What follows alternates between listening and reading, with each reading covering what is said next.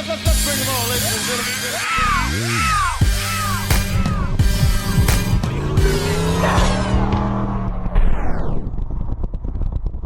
So my people, and welcome to the SN95 Power Channel.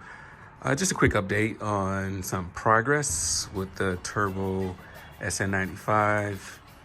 Got all the roller rockers on, got everything timed. But before I throw this intake manifold on, I just want to show you my technique on installing and adjusting roller rockers. Now I cannot take credit for this.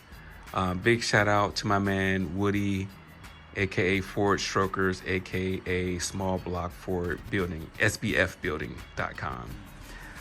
If you want to learn how to put together a small block Ford motor properly, go ahead and subscribe to his webpage, sbfbuilding.com.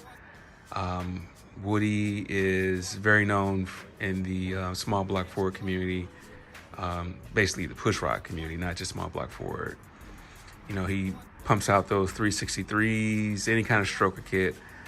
I'm not sure if he's doing stock bores or even 331s or 347s anymore. I know he's really doing dart block stuff now. He won't mess with a Boss 302 block with a 363. So there's a wealth of information if you subscribe to his service, I guess you would call it. I have to say that a lot of information that I received over the years, I've gotten it from Woody. He's a down-to-earth guy. You can call him up, ask him any questions. You know, if you meet him in person, he's not arrogant. He's not going to talk down to you like some people will. Real cool guy. Nevertheless, ever since I've learned this technique from him years ago, I've always used it. So I know there's all kind of ways to set roller rockers online. If you have success with it, then hey, roll with it. But you do have issues where people would install roller rockers and, you know, they'll say, hey man, my roller rocker backed off. It happens, but this is a surefire way. Talking to Woody over the years, he said he's never had any, like a 99% success rate doing this way. So first, let's talk about which cylinder you're going to work on. You know, you can follow the defined order. You can think about when the car is on a compression stroke. The motor's on a compression stroke, you can set it then.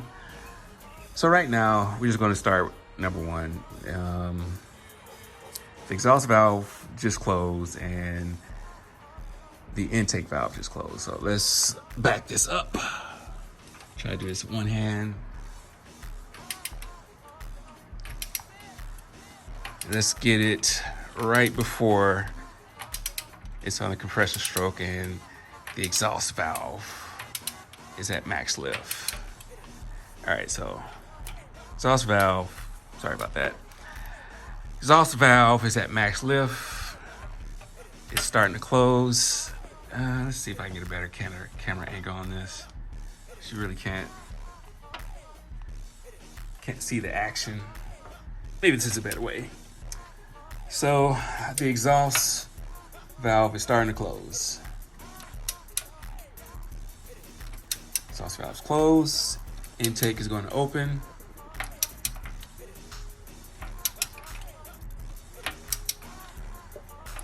Max lift. Now it's just a compression stroke. So both valves are closed. And if you think about the cam lobe, the base circle, you have like a certain range. And we know with the intake valve just closing, we're right at the start of that range of the base circle. So right now you can let it stay here, or you can try to go a little bit more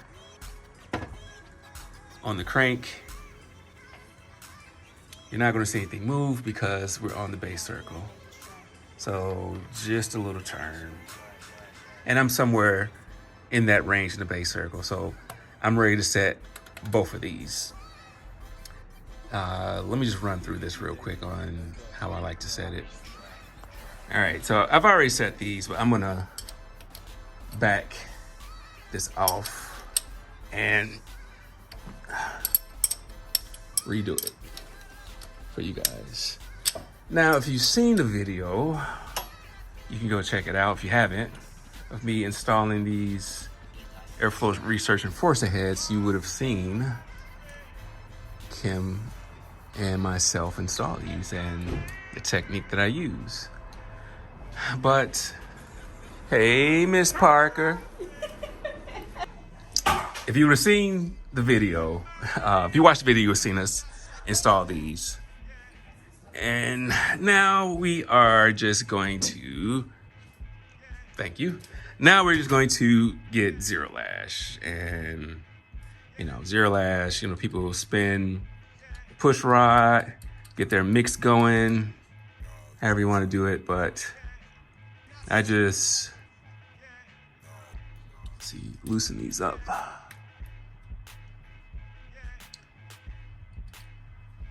I just turn the poly lock until it stops. You know, it stops. You can feel the tension on it. Stop right there. And I'm gonna give it a half turn. Just like that. I'm going to tighten this down. So now I'm gonna need both hands. All right, so I did my half turn. So all I did was stop right there. I started right here because I called that zero lash, and I just did a half turn.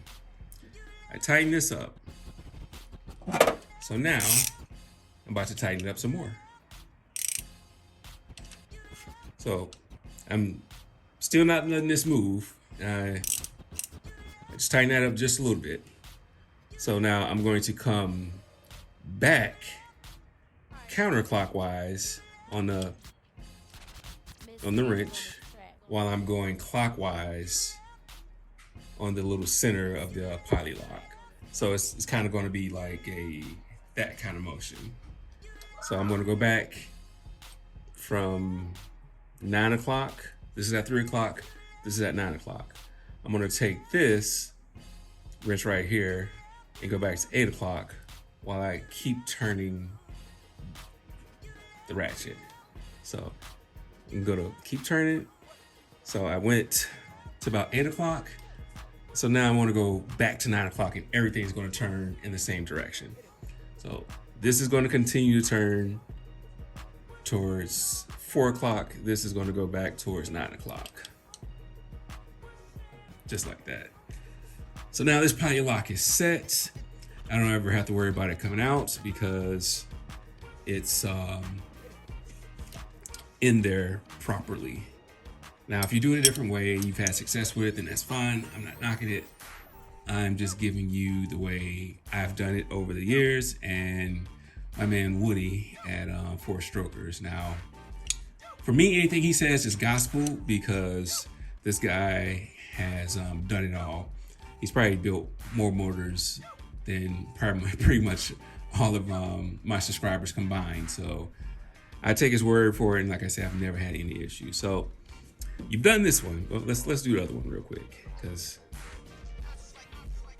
before I move on down the line. So that's my zero lash right there. I'm going to get my half turn. Zero lash. I'm going to go half turn. I'm going to tighten this up. Let's tighten this up.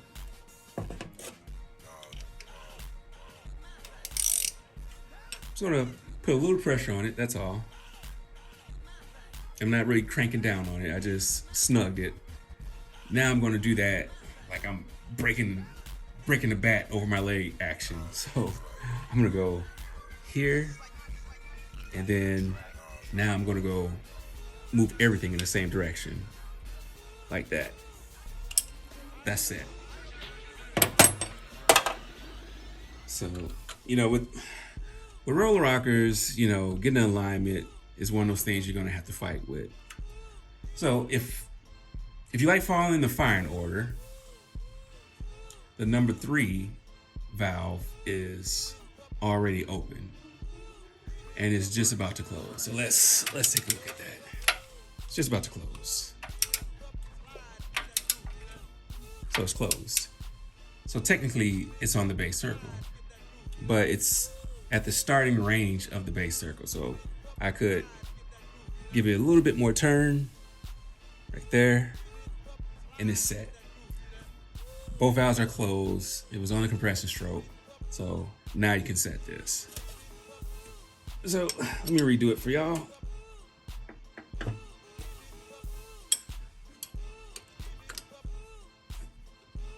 Okay.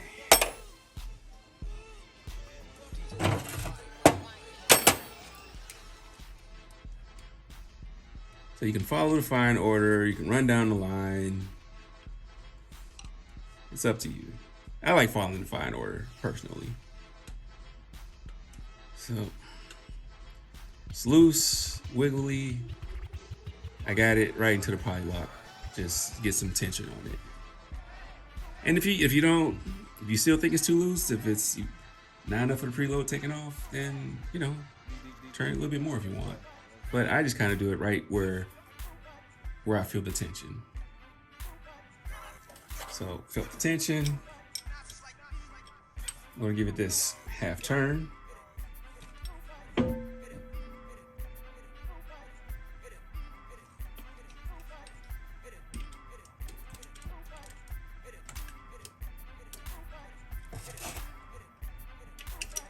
Just a little bit on there. And now I'm about to do my little crack in the back over my leg action, where I go like that, stop, now I come back the other way, and that's done. Now let's do this one. So that's cool right there.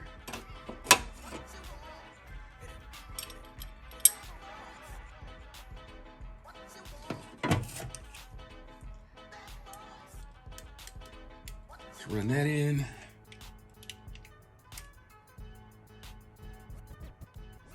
So same thing. I'm just going to do that I'm breaking something motion. Come back and hope I can get that better.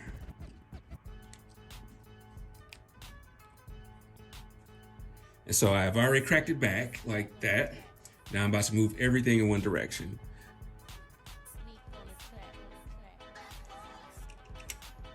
And that's it. And so if I'm following the firing order,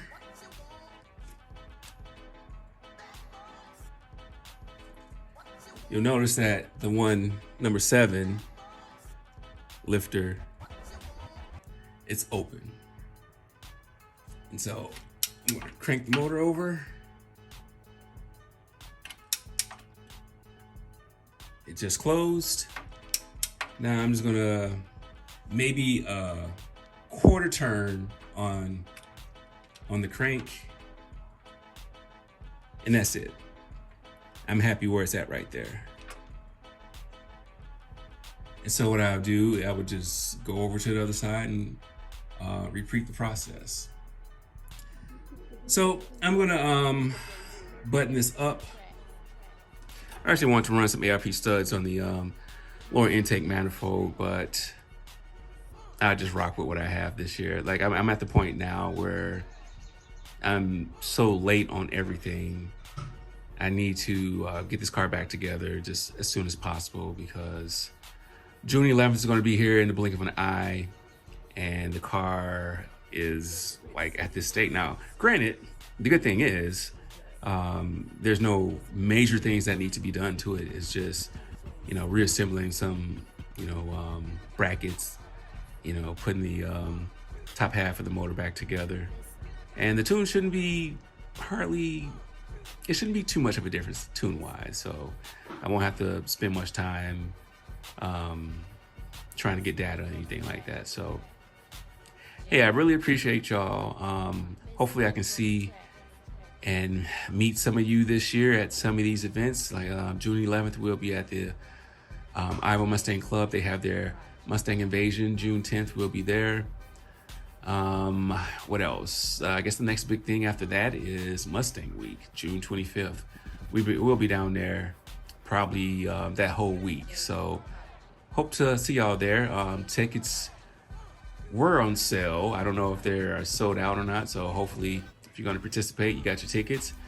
Would really like to get this car down here for Mustang Week, but I'm really not sure how that's going to work out logistic wise. So go ahead and tell a couple people about the channel. I appreciate your time and God bless.